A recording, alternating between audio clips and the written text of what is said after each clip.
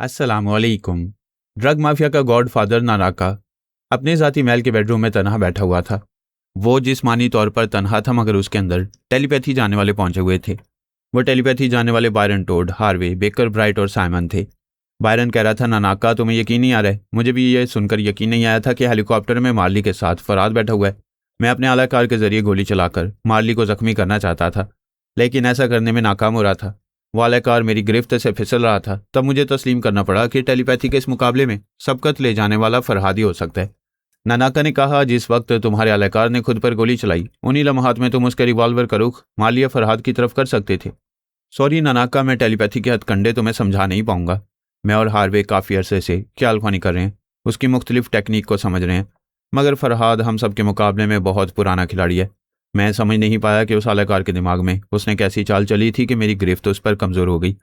Baker bright ने कहा, अब इस पर बहस से क्या फ़ायदा।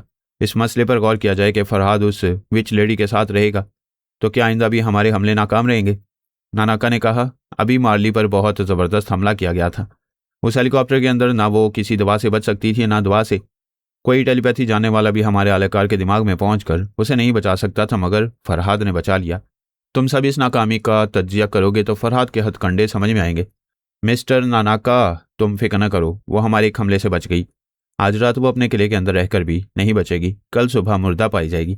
साइमन ने कहा, हम 4 टेलीपैथी जाने वाले हैं और फरहाद उसका तनहा मुहाफिज होगा। हो सकता है फरहाद के और भी टेलीपैथी जाने वाले मददगार हों, लेकिन रात के तीसरे पहर शायद वो तना हो।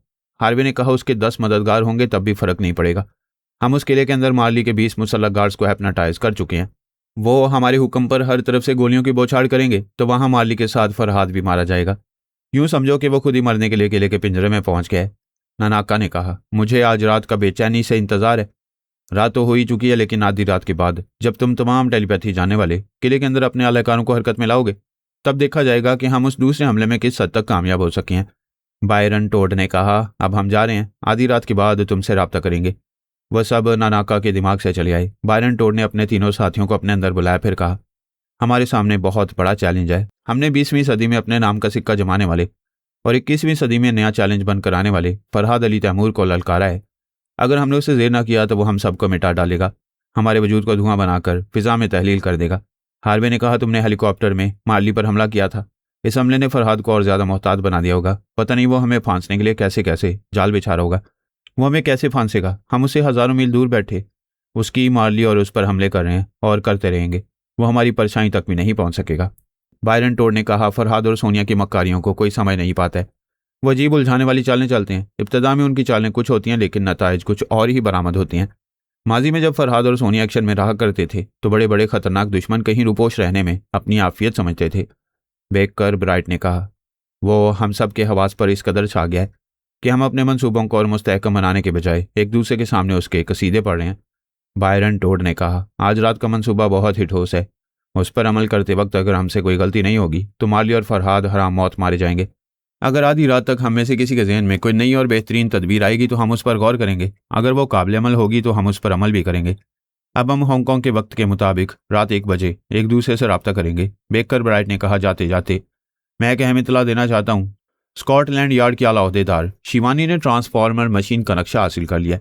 बायरन टोड, हार्वे और साइमन ने बेयकीनी से पूछा, क्या वाकई तुम्हें कैसे मालूम हुआ कि वो नक्शा शिवानी हासिल कर चुकी है? इसका जो जवाब मैं दूंगा वो दिलचस्प भी और नाकाबिल यकीन भी। शिवानी ने स्कॉटलैंड यार्ड में बयान दिया है कि उसने हमारी टेलीपैथी जाने वाले साथी आंद्रे की मदद से वो नक्शा हासिल किया है, जबकि हम सब जानते हैं आंद्रे पिछले 1 हफ्ते से हमारे साथ है। वो शिवानी के साथ चीन या हांगकांग नहीं गया था। हार्वे ने कहा, बेशक वो तो हमारे साथ रहा है। शिवानी झूठ क्यों बोल रही है? मशीन का नक्शा हासिल करना बच्चों का खेल नहीं है। वो इतना बड़ा कारनामा आंद्रे से क्यों मंसूब कर रही है? बेकर ने कहा, वो तो खुद को भी आंद्रे से मंसूब कर रही है। ये दावा करिए कि उसने हांगकांग में आंद्रे से शादी की थी और वो बेचारा हैरान और परेशान है कि वह ऐसा झूठा दावा क्यों कर रही है। बायरन टोड ने कहा, यह मामला तो बहुत ही दिलचस्प और उलझा हुआ है। शिवानी गैर मामूली सलाहियतें रखने वाली एक ज़हीन जासूस औरत है। हमें इस सिलसिले में आंद्रे से रब्ता करना चाहिए। हो सकता है कि हम आंद्रे के जरिए मशीन के नक्शे तक पहुंच जाएं। वो सब ख्याल-ख्वानी की परवाज़ करते हुए आंद्रे के दिमाग में पहुंच गए। बेकर ने कहा, आंद्रे, इस वक्त मैं तना नहीं हूँ। Mister Byron Todd, mister Harvey और साइमन भी तुम्हारे मौजूदा हालात को समझने आए हैं। वह बोला, मैं अपने तमाम साथियों को खुशामदीद कहता हूँ। मेरे मौजूदा हालात उलझते जा रहे हैं। वैसे मुझे कोई नुकसान नहीं पहुँच रहा। मैं इसलिए दिलचस्पी ले रहा हूँ कि शिवानी ना जाने क्यों अपनी ज़िंदगी के अहम मामलात में मुझे अहम मुकाम दे रही है। मुझे तो उसने कहा कि मैंने मशीन के नक्शे वाली माइक्रोफिल्म अपनी जान जोखिम में डालकर उसके लिए हासिल की है। बायरन टोड ने कहा, अच्छा है, इस मौके से फ़ायदा उठाकर उसे मशीन का नक्शा या नक्शे की दूसरी कॉपी हासिल कर लो। अगर वो मशीन हमने तैयार कर ली तो टेलीपैथी की फ़ौज बनाकर तमाम दुनिया पर हुकूमत करेंगे। आंद्रे ने कहा, वो नक्शे वाली माइक्रोफिल्म वहाँ के रिकॉर्ड रूम में पहुँच गई है, उसे रिकॉर्ड रूम के सेफ से निकाल लाने की तदबीर करनी होगी। तुम शिवानी को अपनी बीवी तस्लीम करो, फिर उसके दिमाग पर कब्जा जमा कर सेफ से वो माइक्रोफिल्म निकालो। अगर वो सचमुच तुम्हारी बीवी होने का दावा कर रही है तो तुम्हारे लिए काम कर गुजरेगी। आंद्रे ने कहा, वो नए नए बयान देकर मुझे कंफ्यूज कर रही है। अब ये कह रही है कि वो मेरे बच्चे की माँ बनने वाली है। बायरन टोड ने पूछा, क्या इससे ज़हीन औरत का दिमाग चल गया है? उसका तिब्बी मुआयना कराना चाहिए। वो खुद को नॉर्मल कह रही है, अपना तिब्बी मुआयना नहीं करवाएगी। इन तमाम मामलात में हमारे लिए वो नक्शा अहम है। अगर किसी तरह शिवानी के जरिए वो माइक्रोफिल्म हासिल कर सकती हो तो इन मामलात में दिलचस्पी लो, वरना वक्त ज़ाया ना करो। हार्वी ने कहा, मिस्टर बायरन, वक्त ज़ाया नहीं होगा। नक्शा हासिल करने का यह बेहतरीन मौका है। हम सबको आंद्रे की मदद करनी चाहिए। बायरन टोड ने कहा, बेशक वो नक्शा बहुत अहम है। हम जी जान से कोशिश करेंगे तो कुछ वक्त लगेगा, मगर वो माइक्रोफिल्म हासिल हो जाएगी। आज की रात बहुत अहम है। फरहाद से टकराने के बाद हम उस नक्शे के सिलसिले में कल से दिलचस्पी लेंगे। अभी किसी भी मामले में अपने जहन को नहीं उलझाना चाहिए। शिवानी उलझनों का शिकार हो रही थी। उसकी समझ में नहीं आ रहा था कि पोरस ने अचानक उसका साथ क्यों छोड़ दिया। वो साथ छोड़ने की वजह बाद में बताने वाला था। फिलहाल उसके लिए मसाइल पैदा हो रहे थे। हांगकांग से घनश्याम नामी एक पुरस्कार शख्स ने उसके साथ सफ़र शुरू किया था। उसने ये इंकशाफ किया कि शिवानी उसकी धर्मपत्नी है। उसकी शादी बचपन में हो चुकी है। घनश्याम की एक नफ्सियाती कमजोरी थी। एक तो वो शिवानी को बचपन से चाहता था, फिर ये कि शादी के वक्त उसे दुल्हन के रूप में देखकर सुहागरात की आरजू करने लगा था। लेकिन उन दिनों शिवानी कम सिन थी, इसलिए बाबुल के अंगना से रुखसत नहीं की गई। तब से घनश्याम कंवारी दुल्हनों का प्यासा हो गया, जहनी मरीज बन गया। वो शिवानी को पहचान कर उसे अपनी कंवारी दुल्हन कहने लगा। शिवानी ने उसे समझाया कि वो कंवारी नहीं है, एक ब्याहता है, और जिसकी ब्याहता है उसके बच्चे की माँ बनने वाली है। वो मानने को तैयार ना था। उसे चैलेंज कर रहा था कि वो उसके पास दुल्हन बनकर नहीं आएगी तो वो कानूनी चाराजोई करेगा। वो सर फिरा, स्कॉटलैंड यार्ड के अलाउद्देदारों तक भी पहुंच गया। उनके सामने भी यही दावा किया कि ठोस सबूत और गवाहों के जरिए शिवानी को अपनी धर्म पत्नी साबित करेगा। अलाउद्देदार ने शिवानी से पूछा, ये क्या मामला है? तुम कहती हो कि आंद्रे से तुम्हारी शादी हो चुकी है। वो बोली, वो बदमाश है, अय्याश है, सरासर झूठ बोल रहा है। एक अहदेदार ने कहा, अगर वो झूठा है तो तुम्हारा शौहर आंद्रे कहाँ है? मैं कह चुकी हूँ, वो एक ज़रूरी काम से पेरिस में रुक गया है, बाद में आएगा। तुम उससे फ़ोन के जरिए, ईमेल के जरिए रब्ता कर सकती हो। क्या वो इस घनश्याम को फ्रॉड साबित करने के लिए यहाँ नहीं आ सकता? उलझन यह भी थी कि वो पोरस का पता ठिकाना और फ़ोन नंबर नहीं जानती थी। पोरस ने इस दौरान में उसे 2 बार रब्ता किया था। वो दोनों मरतबा उसे आने के लिए कह चुकी थी। दूसरी मरतबा उसने उसके बच्चे की माँ बनने की खुशखबरी सुनाई। उसने वादा किया था कि जल्दी आएगा, लेकिन इसके बाद उसने ख्याल खोनी के जरिए भी रब्ता नहीं किया। ऐसे वक्त आंद्रे से उसका रब्ता हो गया। वो उसे अपना शौहर कहने लगी। उसने उसे समझाया कि वो उसे गलत समझ रही है। ना वो कभी हांगकांग गया था और ना ही किसी रजिस्ट्रार के दफ्तर में उससे शादी की थी। इस सिलसिले में स्कॉटलैंड यार्ड के तमाम आला ओहदेदार शिवानी की जहनी हालत पर शुबा करने लगे। उस इदारे के बड़े तजुर्बाकार डॉक्टर ने कहा, औरत जब पहली बार माँ बनने वाली होती है तो उसके लाशऊर में कोई ऐसा अलमिया होता है जो आर्जी तौर पर उसे मुतासिर करता है। ऐसा किसी किसी के साथ होता है। शिवानी का केस भी कुछ ऐसा ही लगता है। उसके साथ ऐसा आर्जी तौर पर हो रहा है। जचकी से फारिग होते ही उसका ये दिमागी खलल दूर हो जाएगा। फिर वो अपने असली शौहर को पहचानने लगेगी। एक आला ओहदेदार ने कहा, उसका कोई शौहर है ही नहीं तो कैसे पहचानेगी? क्योंकि आंद्रे इनकार करता है और कहता है कि उसने शिवानी के साथ तन्हाई में एक लम्हा भी नहीं गुजारा है। ना वो शौहर है, ना होने वाले बच्चे का बाप है। दूसरी तरफ घनश्याम उसे कंवारी दुल्हन कहता है, यानी खुद तस्लीम करता है कि शिवानी से उसके इज़्दवाजी ताल्लुकात नहीं रहे। डायरेक्टर जनरल ने कहा, इन दोनों में से कोई उसका शौहर नहीं है। शिवानी की जिंदगी में कोई ऐसा पुरस्कार शख्स आया है जिसने उससे शादी की हो या ना की हो, लेकिन उसे अपने बच्चे की मां बनाकर रूपोश हो गया। ताजुब है कि उस फ्रॉड करने वाले ने उसे प्यार के तोहफे के तौर पर सिर्फ एक बच्चा ही नहीं, ट्रांसफॉर्मर मशीन का नक्शा भी दिया है। हमें हर हाल में यह मालूम करना होगा कि इतना नायाब और बेशकीमत तोहफा देने वाला कौन है। पहले ओहदेदारों को यह शुबा हुआ था कि उस फ्रॉड ने मशीन का नक्शा नहीं दिया है, उस माइक्रोफिल्म में कुछ और है। लेकिन जब उन्होंने उस फिल्म को बड़े साइज में प्रिंट किया और मशीनों के माहिरीन को दिखाया तो साबित हुआ कि वो ट्रांसफॉर्मर मशीन का ही नक्शा है। ये बात किसी की समझ में नहीं आ रही थी कि वो शिवानी को नक्शा देकर कहाँ चला गया है। उसने कोई मुआवजा तलब नहीं किया। डायरेक्टर जनरल ने हुक्म दिया कि अभी फैक्स के जरिए हांगकांग के तमाम रजिस्टर और दफातर से मालूम किया जाए कि उधर 10-12 दिनों के अंदर शिवानी भास्कर ने किस रजिस्ट्रार के दफ्तर में जाकर शादी की है। उसकी शादी के कागजात की फोटोस्टेट कॉपी फ़ौरन भेजी जाए। शिवानी बहुत परेशान थी। जे काफू, जे फ्लोर, जे सामू उसके मामूल थे। पोरस ने उन तीनों को हिप्नोटाइज किया था और उन्हें शिवानी का मामूल बना दिया था। वो ख्याल ख्वानी के जरिए शिवानी से बातें किया करते। जे काफू ने कहा, हमें रहने के लिए बड़ा आरामदेह बंगला दिया गया, लेकिन हम समझ रहे हैं कि हमारी सख्ती से निगरानी की जा रही है। हमारी खिदमत के लिए यहाँ 3 नौजवान खादमाएँ हैं। उन तीनों को योगा में महारत हासिल है। हम उनके ख्यालात नहीं पढ़ सकते, साफ जाहिर है कि वो तीनों इस इदारे की जासूस हैं। जे फ्लो ने कहा, बाहर मुसल्ला गार्ड्स रहते हैं, देखा जाए तो उन्होंने हमें कैदी बना रखा है। जे सामू ने कहा, मैडम आप नहीं जानती, हम बहुत कुछ जानते हैं। हम तीनों खामोशी से इन ओहदेदारों के दिमागों में जाते रहते हैं। वो आजकल आपके बारे में बड़ी गलत राय कायम कर रहे हैं, आपको एबनॉर्मल समझ रहे हैं। हांगकांग से फैक्स के जरिए आपकी शादी के कागजात मंगवाए गए हैं। वो मालूम करना चाहते हैं कि आपने किससे शादी की थी। शिवानी ने कहा, यह तो अच्छी बात है, रजिस्ट्रार के दफ्तर से शादी के कागजात आएंगे तो उन्हें मेरी बात का यकीन हो जाएगा कि मैंने आंद्रे से शादी की है। जे काफू ने कहा, लेकिन ये लोग हमारे बारे में अच्छी राय नहीं रखते हैं। वो ये फैसला कर रहे हैं कि हम तीनों को आपका नहीं बल्कि स्कॉटलैंड यार्ड का वफादार बनकर रहना चाहिए। शिवानी ने कहा, यह तो गलत है। वो क्यों चाहते हैं कि तुम तीनों मेरे वफादार ना रहो, जबकि मैं स्कॉटलैंड यार्ड की वफादार हूँ। वो तो मुझ पर बहुत भरोसा करते हैं, फिर ऐसी बातें क्यों कर रहे हैं। जे काफू ने कहा, मैडम हमने टेलीपैथी की दुनिया में किसी को किसी का वफादार नहीं देखा है। टेलीपैथी हमारी दुनिया का सबसे खतरनाक हथियार है। वो नहीं चाहते कि यह हथियार सिर्फ आपके हाथ में रहे। मैं एहतजाज करूंगी, ये कभी नहीं चाहूंगी कि तुम तीनों का ब्रेन वॉश किया जाए। आप इस सिलसिले में उनसे बातें करेंगी तो वो आपको टाल देंगे, कभी एतराफ़ नहीं करेंगे कि वो हम तीनों को आपसे छीन रहे हैं। शिवानी को याद आया, एक बार आंद्रे ने उसे समझाया था कि वो स्कॉटलैंड यार्ड वालों पर अंधा एतमाद ना करे, अपने तीनों टेलीपैथी जानने वालों को उनके हवाले ना करे। वो टेलीपैथी जानने वाले उन तीनों को उसके पास नहीं रहने देंगे। आंद्रे ने यह भी समझाया था कि ट्रांसफॉर्मर मशीन के नक्शे की एक दूसरी कॉपी बनाकर अपने पास रखे। अहम चीज़ के लेन देन के वक्त किसी पर एतमाद नहीं करना चाहिए। हवा का रुख और आदमी का मजाज अचानक बदलता है, उसे अचानक शौक पहुंचेगा। बेहतर है कि वो पहले से मोहतात रहे। शिवानी ने बड़े बड़े कारनामे अंजाम दिए, फिर वो गैर मामूली सलाहियतों की हामिल थी। स्कॉटलैंड यार्ड वाले उसे सर आंखों पर बिठाते थे, उसके मशवरे ऐसे मानते थे जैसे दुनिया का इतना बड़ा इदारा उसी के इशारों से चलता है। शिवानी ने पोरा से कहा था, तुम नहीं जानते कि वो लोग मुझ पर कैसे अंधा एतमाद करते हैं। वो टेलीपैथी जानने वाले 3J के सिलसिले में मुझ पर भरोसा करेंगे, उन्हें मेरे ज़रिए से रहने देंगे। उन्होंने कभी मेरी कोई चीज़ मुझसे नहीं ली। तुम मेरे साथ लंदन चलो, तुम्हें मालूम होगा कि मैं वहाँ के डायरेक्टर जनरल से भी ज़्यादा काबिल एतमाद समझी जाती हूँ। अब वो तीनों टेलीपैथी जानने वाले भी उससे कुछ कह रहे थे कि स्कॉटलैंड यार्ड वाले उन तीनों के उससे छीन लेना चाहते हैं।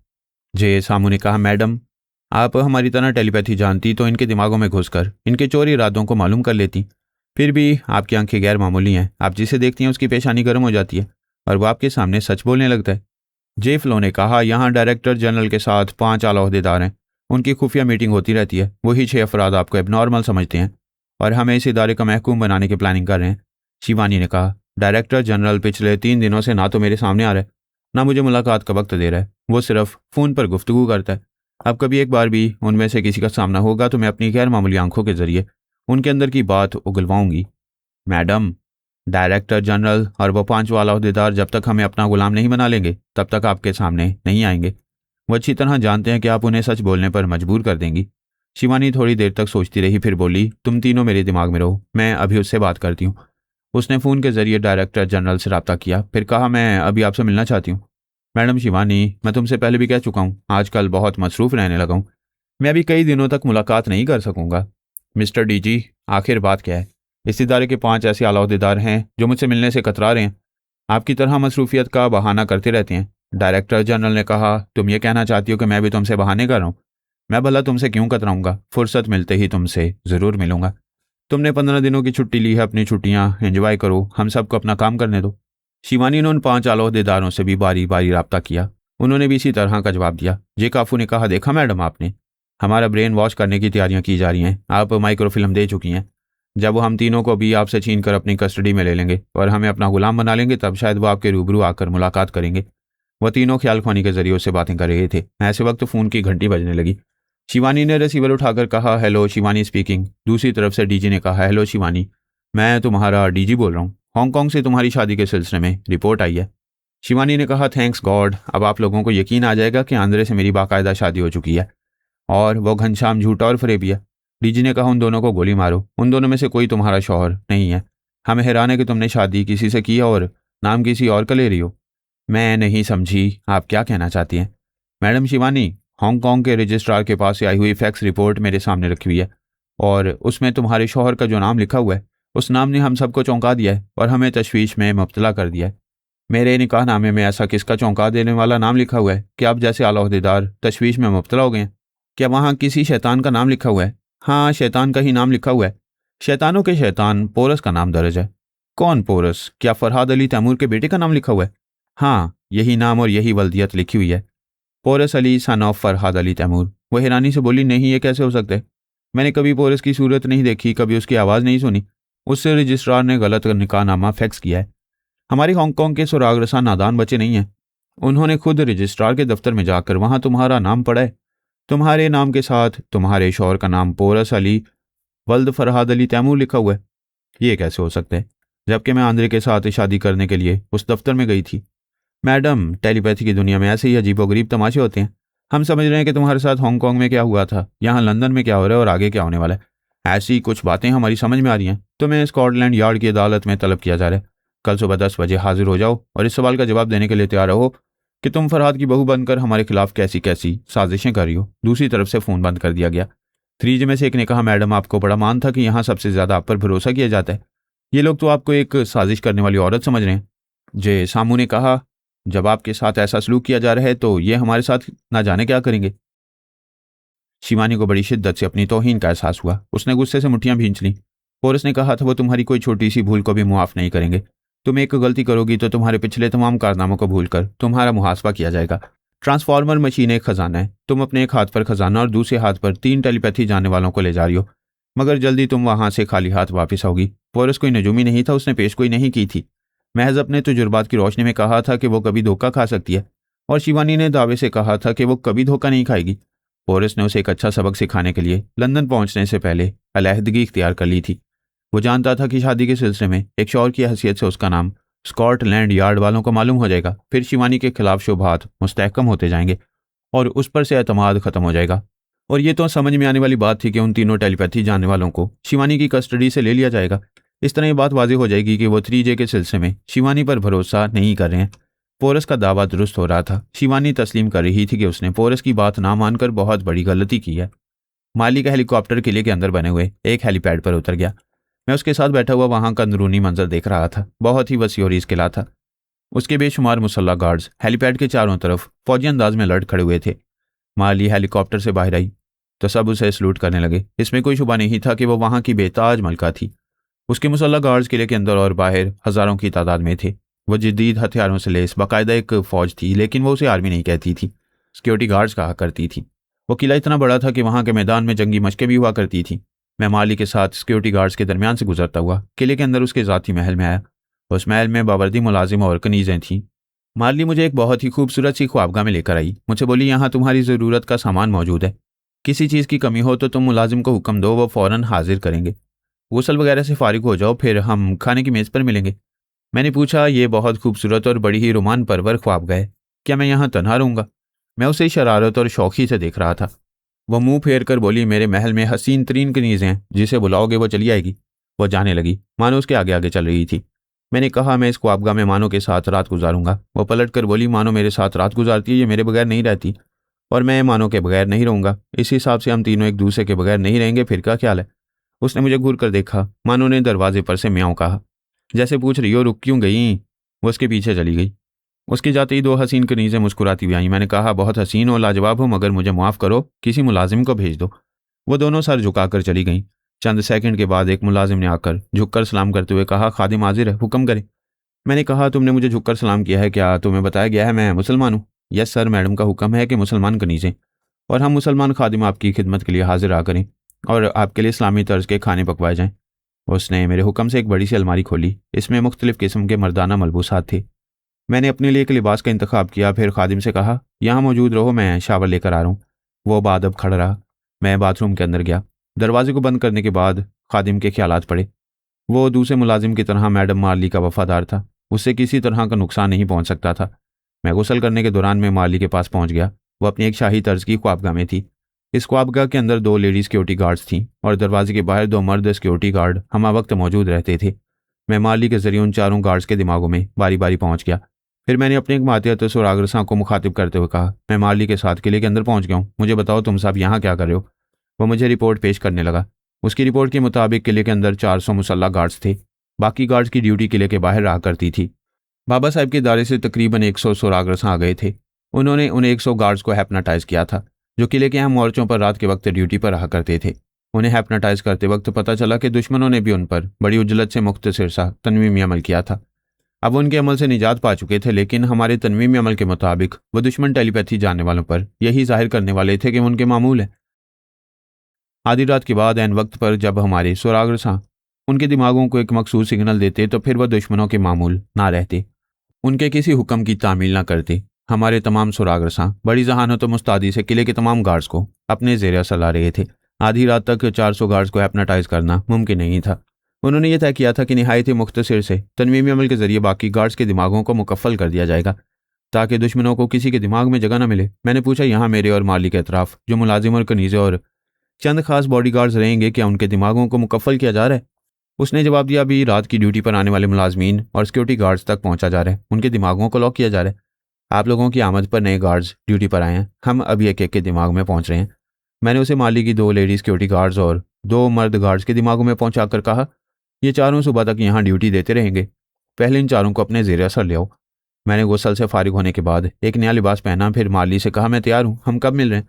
उसने कहा, अपने खादिम के साथ डाइनिंग हॉल में चले आओ, डिनर तैयार है। मैंने उसके चोर ख्यालात पढ़े। वो मुझसे पहले खाने की मेज़ पर पहुंचकर मेरा इंतज़ार नहीं करना चाहती थी।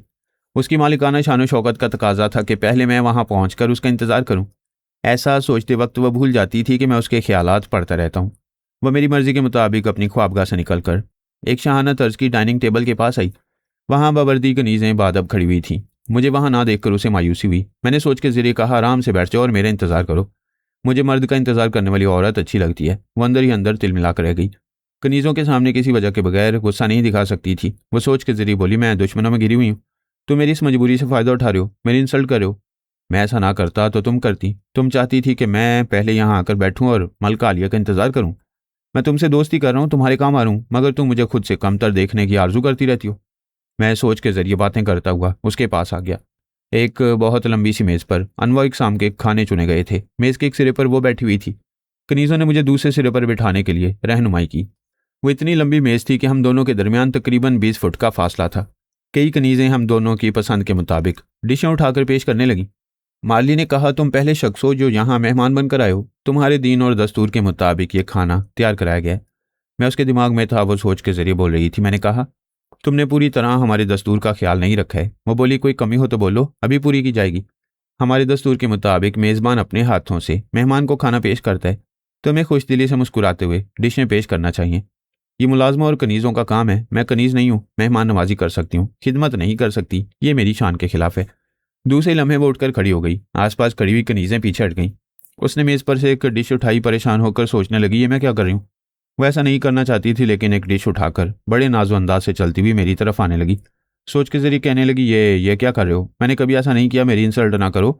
ये कनीज़ें कुछ सोच रही होंगी, मुझे वापस अपनी कुर्सी पर जाने दो। वो अंदर ही अंदर परेशान हो रही थी, मगर ऊपर ही ऊपर मुस्कुराते हुए मेरे पास आ गई। बड़ी अपनाइयत से बोली, ये डिश खास तुम्हारे लिए है, इसे चख कर देखो। उसने डिश में से थोड़ा सा सालन निकालकर मेरी प्लेट में डाला। मैंने एक लुकमा मुंह में रखकर चबाते हुए कहा, वाह मेरी जान, सालन तो मज़ेदार है ही, लेकिन तुम्हारे पेश करने के अंदाज ने इसे और मज़ेदार बना दिया है। यहाँ मेरे पास बैठो, खुद खाओ और मुझे खिलाओ। वो मेरे करीब कुर्सी पर बैठ गई। 2 कनीज़ें आगे बढ़कर उसे डिश पेश करना चाहती थी। मैंने कहा, रुक जाओ, तुम्हारी मालकन ज़िंदगी में पहली बार एक मर्द की खिदमत कर रही है, मैं भी इसे डिश पेश करूंगा। मैं कनीज़ों के सामने वाज़े अल्फाज में कह रहा था कि उनकी मालकन मेरी खिदमत कर रही है, गोया मैं उसे खादमा कह रहा था। उसकी ऐसी तौहीन पहले कभी नहीं हुई थी। ये उसका अपना सोचने का अंदाज था, वरना मेज़बान और मेहमान मोहब्बत और खुलूस से एक दूसरे को खिलाते पिलाते हैं।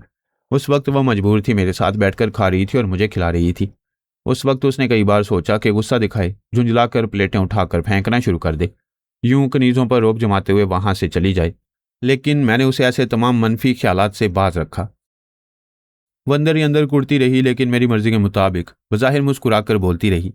इस महल की कनीज़ों ने पहली बार उसे इस कदर बोलते हुए सुना था। खाने से फारिग होकर वो मेरे साथ बातें करती हुई मेरी ख्वाबगाह में आई। वहां मैंने उसके दिमाग को आज़ाद छोड़ दिया। तब वो झुंझला कर बोली, आई हेट यू, मैं तुमसे नफरत करती हूँ। तुम मुझे मेरे मुकाम से नीचे गिराने के लिए यहाँ आए हो। तुम्हें मुझसे क्या दुश्मनी है? ठंडे दिमाग से सोचो, तुम मुझ जैसे दोस्त से दुश्मनी कर रही हो। मैं तुम्हारे साथ उसी वक्त ऐसा सलूक करता हूँ जब तुम मुझ पर बर्तरी दिखाने और मुझे कमतर बनाने की कोशिशें करती हो। तुम सही मायनों में दोस्ती चाहती हो तो अपने अंदर से गुरूर और गुस्सा निकालो। मेरे गुरूर से तुम्हें क्या नुकसान पहुंचता है? मैं यहाँ अपने महल में साथ लाकर तुम्हें इज्जत दे रही हूँ, मगर तुम मुझे जलील कर रहे हो।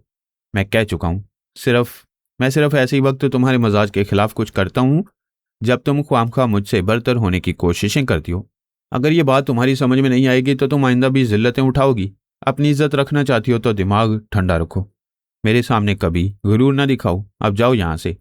उसने मुझे बड़ी बेबसी से देखा, फिर नफरत से हूँ कहकर जाना चाहती थी। मैंने फिर उसे अपनी तरफ पलटने पर मजबूर कर दिया और कहा, हूँ नहीं, प्यार से हाय कहती भी जाओ। तुम मेरे मजाज के खिलाफ मुझसे कोई काम ना कराओ, मैं ऐसा नहीं करूँगी। मैं तुम्हें मोहब्बत और खुश दिली से रहना सिखा रहा हूँ, कोई गलत काम नहीं कर रहा हूँ। तुम ऐसा नहीं करोगी तो मैं करने पर मजबूर कर दूंगा। उसने मुझे बेबसी से देखा, फिर मजबूरन मुस्कुराने लगी। मुर्दा सी आवाज़ में हाय बोली। दूसरे लम्हे में उसने अचानक को खुश दिली से मुस्कुराते हुए मुझे देखा, फिर हाय कहकर बड़े नाजुअंदाज से चलती हुई दरवाजे तक गई। वहां भी उसने सीने पर हाथ रखकर हाय कहा। मैंने कहा, सुधर जाओ वरना सारी जिंदगी इसी तरह हाय हाय करती रहोगी। वो फिर एक बार हाय कहकर मुस्कुराती हुई चली गई। वो अड़ियल घोड़ी थी, आसानी से काबू में आने वाली नहीं थी। मैं भी जिद्दी शायद सवार था, उसे बेलगाम नहीं होने दे रहा था। मैं एक आरामदेह सोफे पर बैठ गया। किले के अंदर और बाहर इत्मीनान था। हमारे तमाम सुराग रसां वहां अपनी पोजीशन मुस्तहकम कर रहे थे। दुश्मनों के मुतल्लिक मालूमात हासिल करना बहुत ज़रूरी था कि वो कैसी प्लानिंग कर रहे हैं। माली ने बताया था कि स्मगलरों के बहरी जहाज़ रात के 2 बजे तक उसके समुद्री इलाके में आएंगे। ऐसे वक्त वो नामालूम टेलीपैथी जाने वाले उन्हें वहां से गुजरने का मौका देंगे और माली के तमाम साली गार्ड्स को नाकारा बना देंगे। उनका मंसूबा किसी हद तक हमारे लम्हे था, लेकिन मैं समझ रहा था कि नानाका और दूसरे अंडरवर्ल्ड वाले टेलीपैथी का हथियार इस्तेमाल करेंगे। अभी मैं नहीं जानता था कि कितने टेलीपैथी जानने वाले उनकी मदद कर रहे हैं, वो जितने भी हों। मेरा तजुर्बा कह रहा था कि वो माली पर जानलेवा हमला करने में पहली बार नाकाम रहे हैं, दूसरी बार बड़ी चालाकी से किले के अंदर गार्ड्स वगैरह को आलाकार बनाकर उनके जरिए कातिलाना हमला करेंगे। उन्हें मालूम हो चुका था कि मैं माली के साथ हूँ। उनकी पूरी कोशिश यही होगी कि उनके साथ मेरा भी खात्मा हो जाए। वो बहुत मोहतात रहकर बहुत जमकर हमला करेंगे। मेरे पास दुश्मनों तक पहुंचने का सिर्फ एक ही रास्ता था। मैंने नानाका की सेक्रेटरी जोसेफिन के दिमाग में जगह बना रखी थी। वह नानाका की पर्सनल सेक्रेटरी थी, इसलिए अक्सर उसके सामने आती जाती रहती थी। उसके ख्यालात पढ़कर मालूम हुआ था कि नानाका बहुत माहिर सैमुराई है। उसकी तलवारबाजी के आगे कोई नहीं ठहरता। वो इतनी मशाकी से तलवारबाजी के जौहर दिखाता है कि पलक झपकते ही मुकाबिल का सर तन से अलग कर देता है। वो योगा का माहिर है, कोई टेलीपैथी जानने वाला उसकी मर्जी के बगैर उसके अंदर नहीं जा सकता। वो अपनी योगा में महारत की वजह से महफूज था, वरना मैं बहुत पहले जोसेफिन के जरिए उसके दिमाग में पहुंच जाता। मुझे मौके का इंतजार था। हो सकता था कभी मौका मिलता तो जोसेफिन के जरिए उसे जख्मी कर सकता या उसके खाने पीने की किसी चीज़ में साबी कमजोरी की दवा मिला सकता। लेकिन अब तक जख्मी इसलिए ना कर सका कि जोसेफिन के पास कोई हथियार नहीं रहता था और न ही वो किसी की मौजूदगी में खाता पीता था। उसके चंद मातियत सैमुराई उसके साथ रहते थे, उन सब के पास तलवारें थीं, लेकिन वो खास बॉडीगार्ड्स भी योगा के माहिर थे। मैं उनमें से किसी को ट्रैप नहीं कर सकता था। जोसेफिन के ख्यालात से मालूम हुआ था कि वो एक सैमुराई से मोहब्बत करती है और वो सैमुराई भी उसे चाहता है। वो दोनों एक दूसरे से मिलना चाहते थे, लेकिन नानाका से डरते थे। वो नहीं चाहता था कि उसके चंद बॉडीगार्ड्स में से कोई किसी दूसरे से बात करे। वो तमाम खास सैमुराई अपनी ज़िंदगी के दिन रात सिर्फ नानाका के लिए वक्फ हो चुके थे। इश्क के सिलसिले में यह देखा गया कि मोहब्बत करने वालों के दरमियान जितनी रुकावटें पैदा की जाती हैं, उतने ही इश्क में शिद्दत पैदा होती जाती है। मैंने सोच लिया था कि इश्क की आग को भड़काऊंगा। जोसेफिन के अंदर उसके महबूब सैमुराई की ऐसी तलब पैदा करूंगा कि वह खुद ही उसे मिलने का कोई चोर रास्ता निकालेगी। उस वक्त मुझे माली की ख्वाबगाह में फुर्सत से बैठकर जोसेफिन के पास जाने का मौका मिला। जोसेफिन ने शामी से अपने महबूब तक पहुंचने की तदबीरें की थीं। चूंकि तमाम खास सैमुराई इस महल में रहा करते थे, इसलिए वहां के किचन में उनके लिए खाना तैयार किया जाता था। जोसेफिन ने जिस तरीक़ेकार से उनके खास मशरूब में एसाबी कमजोरी की दवा मिलाई थी, उससे मुझे शुबा हुआ कि जोसेफिन के दिमाग में कोई और भी मौजूद है। वहां के हेड बावर्ची ने गायब दिमाग रहकर वो दवा उनके मशरूब में मिलाई थी। जोसेफिन समझ रही थी कि वह हेड बावर्ची उसकी ख्वाहिश के मुताबिक ऐसा कर रहा है। इस नई बात ने मुझे चौंका दिया। मैं सोच भी नहीं सकता था कि मेरे अलावा नानाका का कोई और दुश्मन भी ऐसा होगा जो उसकी शारग तक पहुंचने के लिए जोसेफिन और हेड बावर्ची को आलाकार बनाएगा। मौजूदा हालात में यह मालूम करना बहुत ज़रूरी था कि वह दूसरा टेलीपैथी जाने वाला कौन है।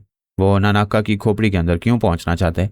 हेड बावर्ची ने गायब दिमाग रहकर सैमुराई के मशरूबात में वह दवा मिलाई थी। जोसेफिन का सैमुराई महबूब उस दवा से महफूज रहा। वो महल बहुत ही वसी और रीज़ था। महल के एक हिस्से में जो होता था उसके इल्म महल के दूसरे मुलाजमों को नहीं होता।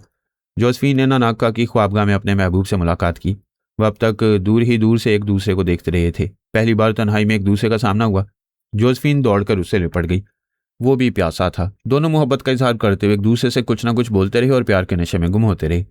वो नानाका की ख्वाबगाह थी। उसकी इजाज़त के बगैर कोई मुलाजिम वहां कदम नहीं रख सकता था, लेकिन कोई बादशाह भी गैर हाजिर हो तो उसके मुलाजमीन चोरी छुपे उसकी बहुत सी चीज़ें इस्तेमाल करते हैं। वो दोनों नानाका का खूबसूरत और महंगा बेडरूम इस्तेमाल करते रहे। मैं इस बात का इंतजार कर रहा था कि जोसेफिन के अंदर जो टेलीपैथी जाने वाला छुपा हुआ है वो आगे क्या करना चाहता है। जब जज्बात का तूफान जरा थम गया तो सैमुराई ने कहा, तुम बहुत खूबसूरत हो, मैं तुम्हारा दीवाना हो गया हूँ। तुम्हारे साथ जिंदगी गुजारना चाहता हूँ, मगर शायद ये मुमकिन नहीं है। जोसेफीन ने कहा, 2 बरस पहले नानाका ने एक सैमुराई को शादी करने की इजाज़त दी थी। तुम भी उसे इजाज़त ले सकते हो, मैं भी तुम्हारे बगैर नहीं रहूंगी। पता नहीं हमारा गॉडफादर कब वापस आएगा और कब हमें शादी की इजाज़त देगा। तब तक हम कैसे मिलेंगे? आज तो इत्तेफाक से ये तन्हाई नसीब हो गई है। तन्हाई खुद ब खुद नसीब नहीं होती है। मैंने चालाकी दिखाई है। दरअसल तुम्हारे दोस्त सैमुराई बहुत ही संगदिल हैं। जब गॉडफादर मौजूद नहीं होता है तो वो हम सब की सख्ती से निगरानी करते रहते हैं। हाँ, वो मेरे साथी हैं, लेकिन मैं भी महल के एक हिस्से से दूसरे हिस्से में जाता हूँ तो वो एतराज़ करते हैं। तुमने ऐसी क्या चालाकी दिखाई है कि वो दोनों एतराज़ नहीं कर रहे हैं? वो हंसते हुए बोली, वो जिस्मानी कमजोरी के बायस एक कमरे में पड़े हुए हैं। मैंने धोखे से साबी कमजोरी की दवा उन्हें पिला दी है। उसने चौंक कर गुस्से से पूछा, तुमने उन्हें कमजोर बना दिया? जानती हो कितना बड़ा जुर्म किया है? वो मुस्कुरा कर बोली, मोहब्बत और जंग में हर अमल जायज़ होता है। मैं तुम्हारे बाजू में आने के लिए उन्हें हलाक भी कर सकती हूँ। सैमुराई ने अचानक एक तमांचा जड़ दिया। तुम सैमुराई को हलाक करोगी? हमारे गॉडफादर की सिक्योरिटी को कमजोर करोगी? हम तमाम सैमुराई ने नानाका पर कुर्बान हो जाने की कस्में खाई हैं। वो मौजूद रहे या ना रहे, हम अपने आका की मर्जी और मजाज के खिलाफ कभी कोई काम नहीं करते। उसने जोरदार थप्पड़ मारा था। वो अपना गाल से हिलाते हुए बोली, मैंने तुम्हारी मोहब्बत में ऐसा किया है और तुम मेरी तौहीन कर रहे हो। अगर उसकी मर्जी और मजाज के खिलाफ कोई काम नहीं करते हो तो अभी मेरे पास मरने क्यों आए हो? क्या अभी तुम अपने आका को धोखा नहीं दे रहे हो? हवस अंधा कर देती है। तुम्हारे हुस्न और शबाब के जलवों ने मेरी फ़र्ज शनासी को ज़रा कमज़ोर बना दिया। मैं गॉडफादर से जल्द अज जल्द तुम्हारे साथ शादी की इजाज़त हासिल करूंगा ताकि फिर ऐसी गलती ना हो। मैं अपने आका को खूब समझता हूँ। उसके सामने से एक गलती का एतराफ़ करूंगा तो वो मुझे मुआफ़ कर देगा। वो तुम्हारी गलती मुआफ़ करेगा, लेकिन मैंने 2 सैमुराई को आर्जी तौर पर ही सही मगर कमज़ोर बनाया है।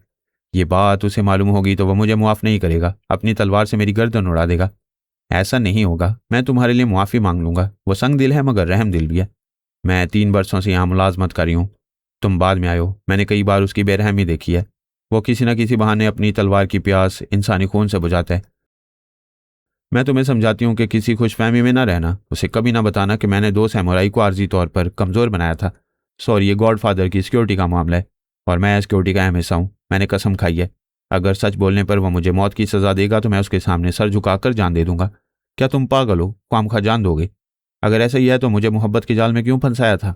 मैं कह चुका हूँ कि हवस में अंधा हो गया था, लेकिन मैं अपनी और तुम्हारी जान का दुश्मन नहीं हूँ। मैं तुमसे शादी करूंगा। गॉडफादर हमें मुआफ़ कर देगा। वो हमें मौत की सज़ा नहीं देगा। मैं तुम्हें ऐसा करने से मना कर रही हूँ।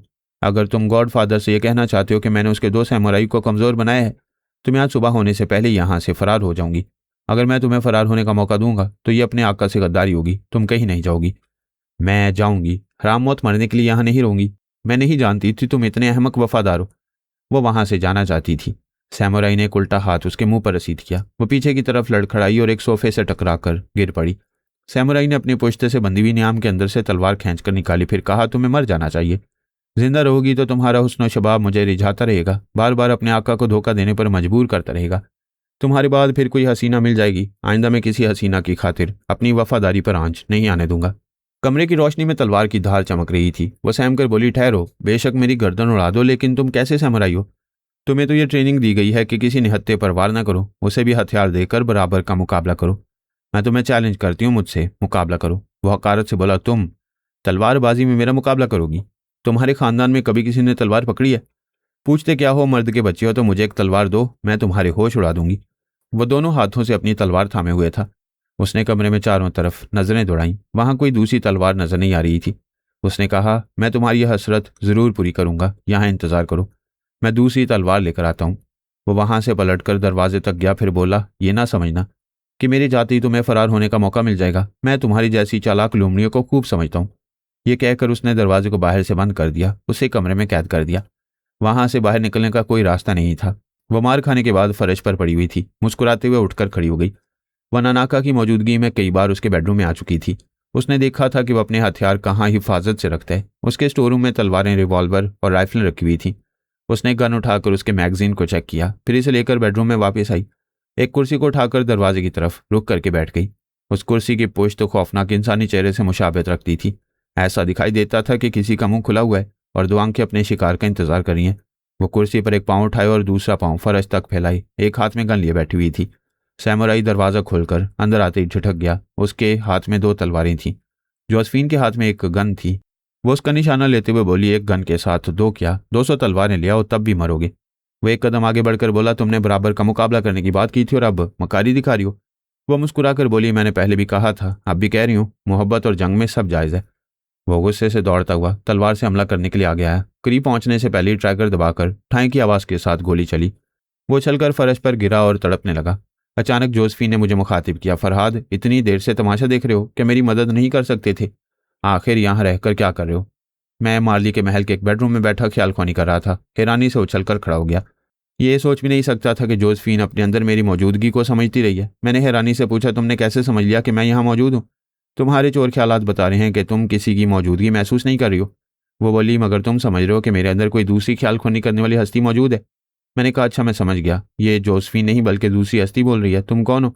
तुम ये कैसे मालूम हुआ कि मैं भी जोसेफीन के अंदर मौजूद हूँ? तुमने ही मुझे बताया था कि नानाका तक पहुंचने के लिए जोसेफीन के दिमाग तक पहुंच गए हो। मैंने शदीद हैरानी से पूछा, मैंने कब तुम्हें बताया था? तुम कौन हो? मुझे उसका कहका सुनाई दिया। मुझे याद आ गया। मैंने धप से सोफे पर गिरते हुए कहा, ओ गॉड, तुम सोनिया हो? बेशक मैंने तुम्हें जोसेफीन के बारे में बताया था। क्या तुम यहाँ तक पहुंच गई हो? मैं कहाँ कहाँ पहुंच जाती हूँ ये तुम अच्छी तरह जानते हो। वैसे तुम इतनी देर से क्या कर रहे हो? मैं समझने की कोशिश कर रहा था कि जोसेफीन के अंदर मेरे अलावा कौन है। सिर्फ इतनी सी बात मालूम करने के लिए तुम अपने अहम काम भूल रहे थे। कौन से अहम कामों की बात कर रहे हो?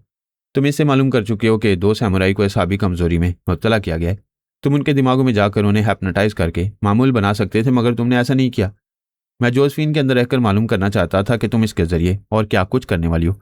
ये क्यों नहीं कहते कि यहाँ रहकर रोमानी और जज्बाती तमाशे से लुत्फ़अंदोज़ हो रहे थे? तुम्हारी इतला के लिए अर्ज़ है कि मैं ऐसी बेहूदगी के वक्त यहाँ मौजूद नहीं थी।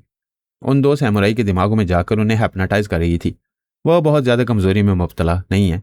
तन्वीमी नींद सोकर उठेंगे तो उनकी तवानाई बहाल हो जाएगी। तुम तो बड़ी तेज़ी दिखा रही हो। जो काम मुझे करना चाहिए था वो तुम कर चुकी हो। और क्या करती? मेरा बुढ़ा फिल्म देखने में मसरूफ़ था। इस उम्र में बुढ़े यही करते हैं। मैंने हंसते हुए कहा, मुझे बूढ़ा कहने से तुम्हें खुशी होती है तो खुश होती रहो, मगर कभी आईना भी देख लिया करो। मैंने यही देखा है कि दुनिया की कोई औरत आईने के सामने आकर बुढ़ापे में भी खुद को जवान देखती है। जब खुद को जवान देखो तो समझ लेना मैं भी जवान हूँ। उसने कहा, काम की बातें करो। वो दो सैमुराई एक कमरे के बेड पर तन्वीमी नींद सो रहे हैं। मैंने दरवाजे को बाहर से बंद करवा दिया है। जोसेफीन ने गोली चलाई है। फायर की आवाज़ महल में दूर तक सुनी गई होगी, लेकिन अभी तक कोई यहाँ नहीं आया है। जोसेफीन के ख्यालात बता रहे थे कि महल में कुछ भी हो जाए, कोई मुलाजिम अपनी जगह छोड़कर नहीं जाता है। सिर्फ सैमुराई महल के एक हिस्से से दूसरे हिस्से में जाते हैं। वो यही समझ रहे होंगे कि यहाँ 3 सैमुराई हैं। वो फायरिंग की वजह मालूम कर रहे होंगे। हाँ, यही बात है। मैं जोसेफीन को यहाँ से ले जा रही हूँ। अगर तुम ज़्यादा मसरूफ़ नहीं हो तो यहाँ मेरे साथ रहो। जोसेफीन को यहाँ से ले जाने में मेरी मदद करो। मैंने घड़ी देखी। शायद आधी रात के बाद मेरी मसरूफियात शुरू होंगी। मैं थोड़ी देर तक तुम्हारे साथ रह सकता हूँ। जोसेफीन को ले चलो। जोसेफीन ने गन फेंक दी, फिर अपने महबूब की लाश के करीब से गुजरकर कमरे से बाहर आ गई। उसे महल के अंदर रोकने वाला कोई सैमुराई नहीं था। एक मर चुका था और 2 सो रहे थे। वो महल के मुख्तलिफ हिस्सों से गुजरती हुई बाहर आई। वहाँ चंद गार्ड्स खड़े हुए थे। वो उसे देखकर अलर्ट हो गए। वो नानाका की पर्सनल सेक्रेटरी थी। सभी उसकी ताजीम करते थे। उसने सिक्योरिटी अफसर से कहा, अंदर फायरिंग हुई है लेकिन तशवीश की बात नहीं है। ये हमारे 3 सैमुराई की जिम्मेदारियां हैं। वो अपनी ड्यूटी अंजाम दे रहे हैं। मुझे गॉडफादर ने बुलाया। उसने कार में बैठकर इसे स्टार्ट किया। फिर वसी और ईज अहाते के मुख्तलिफ रास्तों से गुजरकर बड़े आहनी गेट से बाहर आ गई। मैंने सोनिया से पूछा, इसे कहाँ ले जाना चाहती हो? मैंने यहाँ एक कॉटेज किराए पर हासिल किया है। ये वहाँ सोनिया बनकर रहेगी। जोसेफीन ने डैशबोर्ड के खाने से मोबाइल फ़ोन निकाल कर इसे ऑन किया। नानाका के मखसूस नंबर 5 किए। दूसरी तरफ कुछ देर तक घंटी बजती रही। फिर नानाका की झुंझलाई हुई आवाज़ सुनाई दी। वो कह रहा था, जोसेफीन, मेरे ये नंबर तुम ही जानती हो। तुम्हें पता है कि मैं आज किस कदर मसरूफ़ हूँ, फिर क्यों डिस्टर्ब कर रही हो? जल्दी बको, क्या बकना चाहती हो? वो बोली, ए कुत्ते की तरह क्यों भौंक रहा है? मैं जोसेफीन नहीं, सोनिया हूँ, फरहाद की वाइफ। वह हैरानी से बोला, क्या तुम सोनिया हो, फरहाद की वाइफ? तुम्हें मेरा ये नंबर कैसे मालूम हुआ? अपने टेलीपैथी जाने वालों से पूछो कि हम टेलीपैथी की सुरंग खोद कर कहाँ कहाँ पहुँच जाती हैं। तुम समझते रहे कि तुम्हारे महल के अंदर कोई परिंदा भी पर नहीं मार सकेगा, लेकिन मैं वहाँ पर मार कर आ रही हूँ। तुम्हारे एक सैमुराई को मार डाला है। बाकी 2 सैमुराई को एक कमरे में बंद कर दिया है। वो बाहर नहीं निकल सकेंगे। मैं दरवाजे को लॉक कर चुकी हूँ और तुम्हारी सेक्रेटरी जोसेफीन को महल से ले जा रही हूँ। उसके जरिए मैं तुमसे रब्ता रखूंगी। तुम मेरे महल में घुसकर इतनी बड़ी वारदात कर चुकी हो और समझती हो मैं तुमसे रब्ता रखूंगा? मैं मैडम मार्ली को तुम्हारे हवाले करूंगी तो तुम मेरे सामने औंधे मुंह गिरकर मुझसे दोस्ती करोगे? क्या मुझे नादान बच्चा समझती हो? क्या अपने शौहर के खिलाफ मार्ली को मेरे हवाले करोगी? मैंने कब कहा है कि मैं अपने शौहर के खिलाफ कुछ करना चाहती हूँ? मैं एक मोहब्बत करने वाली बीवी हूँ। गधे के बच्चे, मैं अपने शौहर को मार्ली के शहर से निकालना चाहती हूँ। एक बीवी कभी ये नहीं चाहती कि उसका मर्द किसी हसीना का दीवाना हो जाए। वो कायल होकर बोला, यह हकीकत सभी तस्लीम करती हैं। कोई बीवी किसी शौकन को बर्दाश्त नहीं करती है। तुम भी मार्ली को बर्दाश्त नहीं कर रही हो। ये सभी जानते हैं कि तुम कितनी ज़बरदस्त और ख़तरनाक हो। माली को बड़ी आसानी से ठिकाने लगा सकती हो, फिर उसे मेरे हवाले क्यों करना चाहती हो? तुम नहीं चाहती हो तो नहीं करूंगी। कल उसका आखिरी दिन है, वो फरहाद के साथ अपने जजीरे से हांगकांग आने वाली है। कल मैं उसे अगवा करूंगी, उसे जान से नहीं मारूंगी, उसे जिम काफ के हवाले कर दूंगी। वो जिम काफ का नाम सुनकर चौंक गया। उसने हैरानी से पूछा, तुम उसे जानती हो? मैं ये भी जानती हूँ कि वो अंडरवर्ल्ड में तुमसे ज्यादा जबरदस्त है। तुम्हारी हुक्मरानी फॉर ईस्ट के इलाकों तक महदूद है, वो मिडल ईस्ट, यूरोप और अमेरिका तक छाया हुआ है। वो परेशान होकर बोला, तुम मार्ली को जिम काफ के हवाले नहीं करोगी? वो यहाँ फॉर ईस्ट में अपना महाज खोलना चाहता है, मेरी बर्तरी खत्म करना चाहता है। वो मार्ली को हासिल करने के बाद उसके किले तक पहुंच जाएगा। उसे लिनताओ जजीरे में मजबूत किला मिल जाएगा। नाना का उस वक्त अपने टेलीपैथी जानने वालों को अपने दिमाग में बुलाकर अहम गुफ्तगू कर रहा था। वो सब 1 घंटे बाद मार्ली के समुद्री इलाके में ऑपरेशन शुरू करने वाले थे। वो टेलीपैथी जानने वाले उसकी और सोनिया की गुफ्तगू सुन रहे थे। बायरन टोड ने कहा, मिस्टर नानाका, हमें परेशान नहीं होना चाहिए। सोनिया मार्ली को कल अगवा करने का दावा करी है। मार्ली कल तक जिंदा रहेगी तो वो अगवा करेगी। हम तो आज ही उसकी जिंदगी का ड्रॉप सीन कर देंगे। नानाका ने फोन पर कहा, मैडम सोनिया, हम जानते हैं तुम जो कहती हो वो कर गुजरती हो, लेकिन तुम नहीं जानती कि मैं कितना जबरदस्त हूँ। मैं मार्ली को तुम्हारे हाथ लगने ही नहीं दूंगा। इस सिलसिले में मैं क्या करने वाला हूँ ये तुम्हें जल्द मालूम हो जाएगा। बस अब मेरा वक्त बर्बाद ना करो। उसने फ़ोन बंद कर दिया। दूसरी तरफ जोसफीन ने अपना मोबाइल बंद किया। मैंने सोनिया से कहा, वो मार्ली को आज रात खत्म करने की प्लानिंग कर चुके हैं। नानाका बहुत पुरुमीद है, इसलिए तुम्हारे जाल में नहीं फंस रहा। बाय द वे, तुम करना क्या चाहती हो? मुझे पहले भी मुझसे कह चुकी हो कि मार्ली को अगवा करोगी। क्या इरादे हैं तुम्हारे?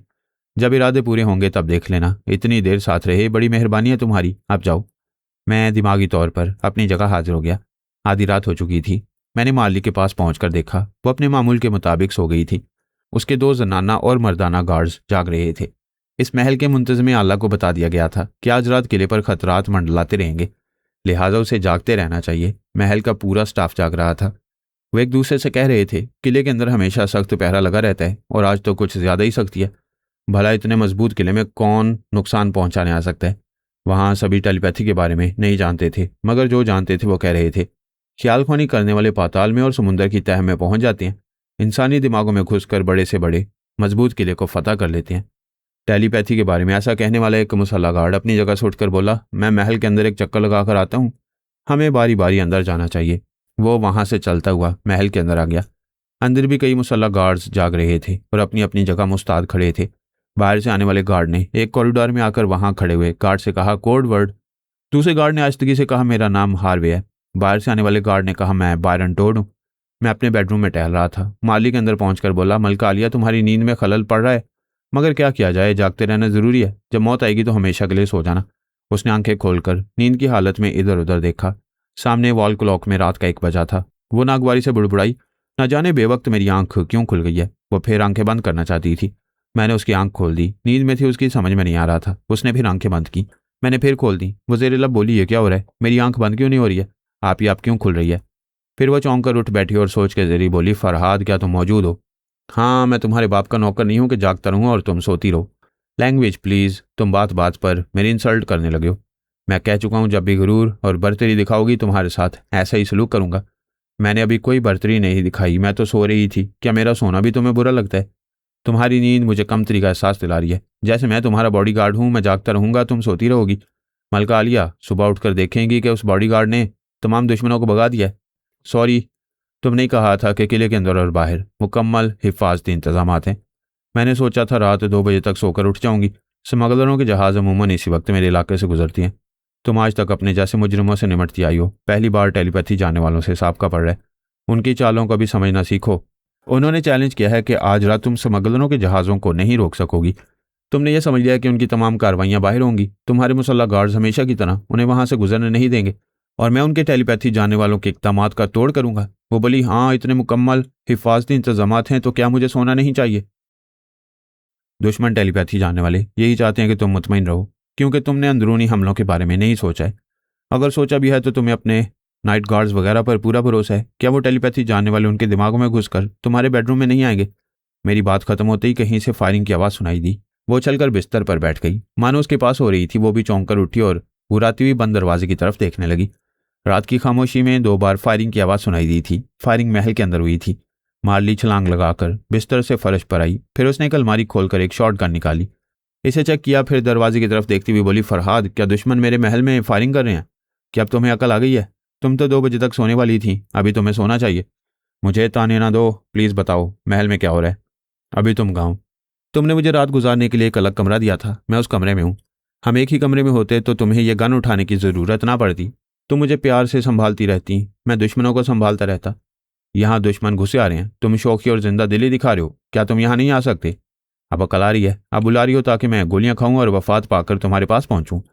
क्या तुम अपने बेडरूम में किसी जिंदा शख्स को नहीं बुलाती हो? इस बार मुसलसल फायरिंग की आवाज़ सुनाई दी। चंद कनीज़ों के चीखने की आवाज़ें भी सुनाई दी। ये तशवीश में मुब्तला करने वाली बात थी। मैं नहीं चाहता था कि बेगुनाह मुलाजमों और कनीज़ों की जान जाए। मैंने एक सुरागर साहब को मुखातिब किया, फिर पूछा, ये क्या हो रहा है? महल के बेगुनाह अफराद क्यों मारे जा रहे हैं? क्या यहाँ हमारा पूरा कंट्रोल नहीं है? सर, पूरा कंट्रोल है। 4 या 6 गार्ड्स ऐसे हैं जो हमारी नज़रों में नहीं आए थे। दुश्मन टेलीपैथी जानने वालों ने उन्हें अपना मामूल बनाकर इस वसी और इस किले में कहीं छुपा दिया था। उन्हीं से काउंटर फायरिंग हो रही है। उनका एक आलाकार गार्ड मारा गया है, शायद 5 रह गए हैं। महल के अफराद को तहफ़्फ़ुज़ दो, औरतों की जान बचाओ।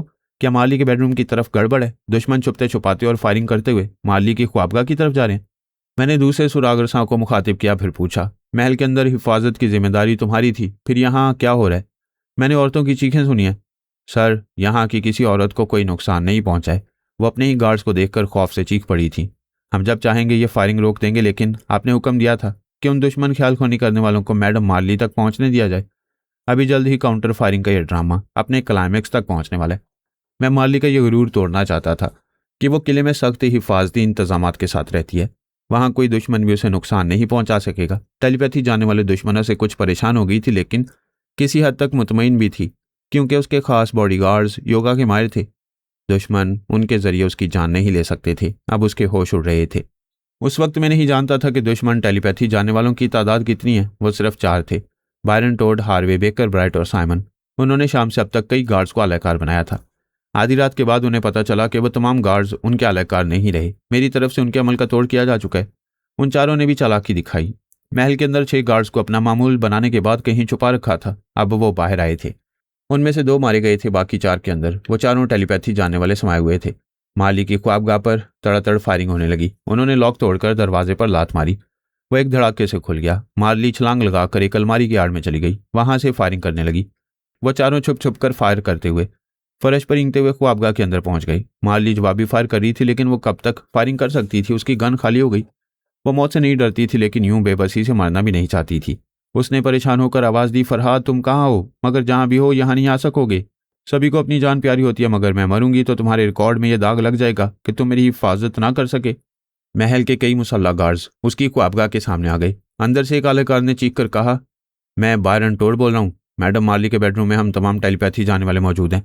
तुम्हारी मालकन हमारे गन पॉइंट पर है। अगर कोई अंदर आएगा तो हम मार्ली को गोली मार देंगे। और तुम मैडम मार्ली, अगर जिंदा रहना चाहती हो तो अपने तमाम आदमियों को हथियार फेंकने का हुक्म दो। मार्ली ने बुलंद आवाज से हुक्म दिया, हथियार फेंक दो और कोई अंदर न आए। ख्वाबगाह के बाहर बेशुमार गार्ड्स थे। उन सब ने हुक्म की तामील की। अपने हथियार फेंक दिए, सब निहत्थे हो गए। हार्वी ने कहा, मार्ली तुम बहुत ताकतवर कहलाती थी। अंडरवर्ल्ड के तमाम गॉडफादर और फार ईस्ट के स्मगलर तुम्हें नाकाबिले शिकस्त समझते थे। आज तुम शिकस्ता हो गई हो। बेकर ब्राइट ने पूछा, वो तुम्हारा यार फरहाद अली तैमूर कहाँ है? उसे तो तुम्हारे बेडरूम में होना चाहिए था। हम समझ रहे थे तुम उसे खुश कर रही होगी। मैं बाहर खड़े हुए तमाम निहत्थे गार्ड्स के दरमियान से गुजरता हुआ ख्वाबगाह के दरवाजे पर आ गया।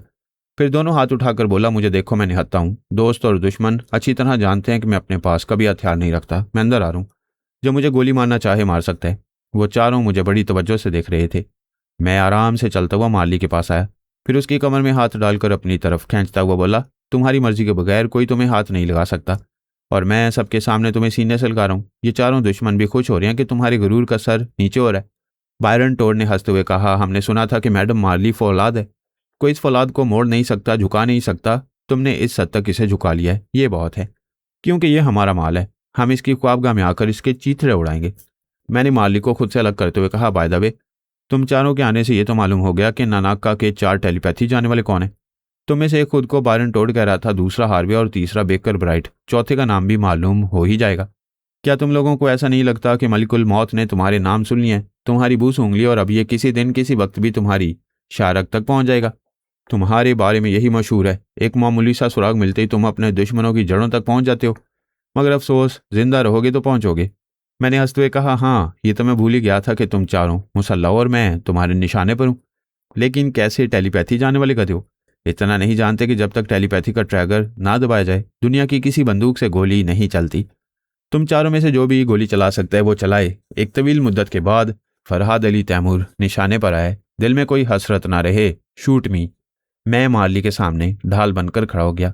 मार्ली दोनों बाहें फैलाकर पीछे से लिपट गई, फिर बोली, तुम इसलिए सामने आए हो कि मुझे गोली ना लगे? तुम बहुत अजीम हो।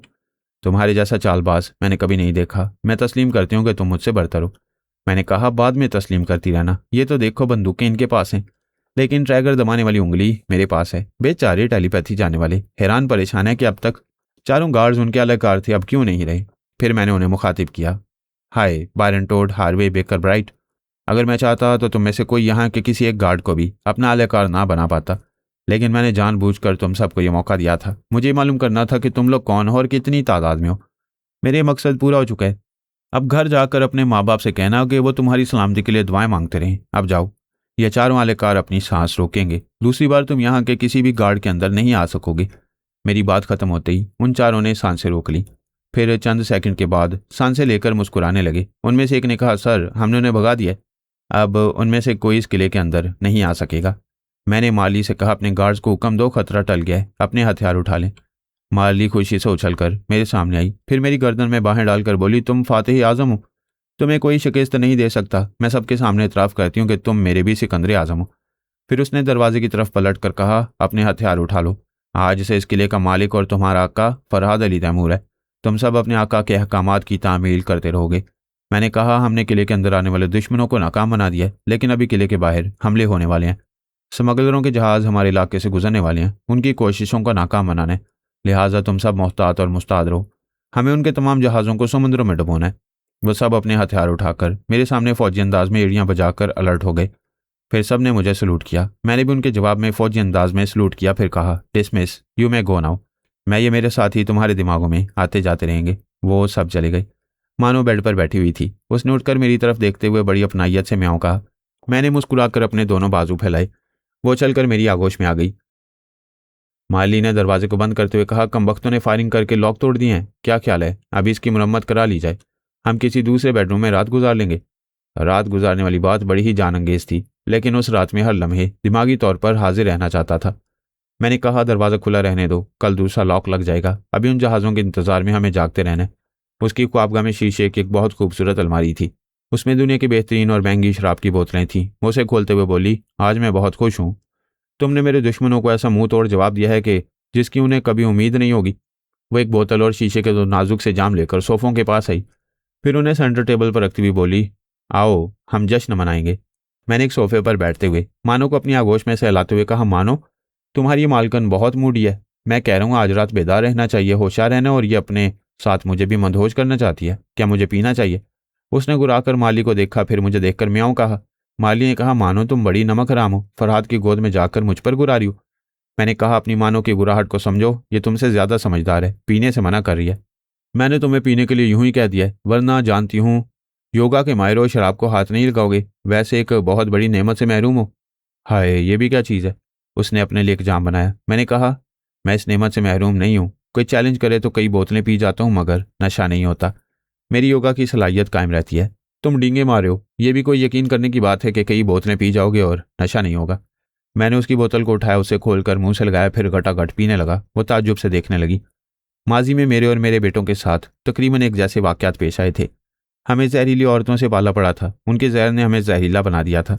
हम इस सिलसिले में खसूसी मेडिकल ट्रीटमेंट हासिल करते रहे थे, जिसके नतीजे में हमारे अंदर का जहर ख़त्म हो गया। लेकिन हम जहर के इस हद तक आदी हो गए थे कि कोई जहरीली या साबित तौर पर नुकसान पहुंचाने वाली दवा हम पर असर नहीं करती थी। दुनिया का कोई भी खतरनाक जानलेवा नशा हो, वह हमारे लिए पानी की तरह बेज़रर होता था। मैंने उस बोतल की तमाम शराब हलक से उतार ली, उसे खाली करके माली के सामने मेज़ पर रख दिया। वो बड़ी हैरानी से देख रही थी। उसका ख्याल था मैं अभी चकरा कर गिर पड़ूंगा। मैंने मुस्कुराकर पूछा, क्या ख्याल है? मुझे कितनी बोतलें पिलाओगी? मैं इसी तरह नॉर्मल रहूंगा, ये अलमारी खाली हो जाएगी। वो सोफे से उठकर बोली, बाय गॉड, तुम बड़े बाकमाल हो, अजीबोगरीब इंसान हो। तुम्हारे जैसा शख्स ही मुझे जीत सकता था और तुमने जीत लिया है। वो मेरे पास आ गई, जीतने वाले को जीत का इनाम देने लगी। मैंने कहा, अभी तो तुमने एग्जाम नहीं पिया और तुम्हें नशा हो रहा है। ये भूल रही हो कि दरवाजे का लॉक टूटा हुआ है। वो मुस्कुराते हुए लग हो गई। अलमारी के पास जाकर दो बोतलें निकाल कर लाते हुए बोली, मैं तो आधी बोतल में लुढ़क जाती हूँ, दूसरी सुबह तक होश नहीं रहता। तुम चाहो तो सुबह तक पीते पीते पूरी अलमारी खाली कर सकते हो। कल तुम्हारे लिए शराब का ट्रक मंगवा लूंगी। मैंने मुस्कुराते हुए कहा, इसकी ज़रूरत नहीं है, तुमने चैलेंज किया था इसलिए मैंने पी ली। दुनिया की कोई सी शराब हो मुझे सादे पानी की तरह बिल्कुल बेमज़ा लगती है।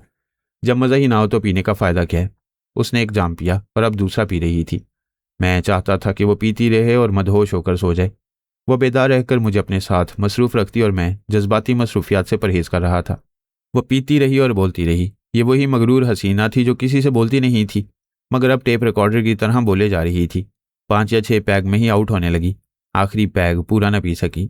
मदहोश होकर मेरी आगोश में गिर गई। मैंने उसे बाजू में उठाकर बेड पर लिटा दिया। फिर मानो से कहा, तुम भी यहाँ रहो, अब मैं सुबह तक मसरूफ़ रहूंगा। मैं उस ख्वाबगाह से जाने लगा तो मानो मेरे पीछे पीछे आने लगी। मैंने उसे मुस्कुरा कर देखा। एक बिल्ली से पीछा छूट गया था, दूसरी छोड़ना नहीं चाहती थी। मैंने बाजू फैलाए, वो उछल कर मेरी आगोश में आ गई।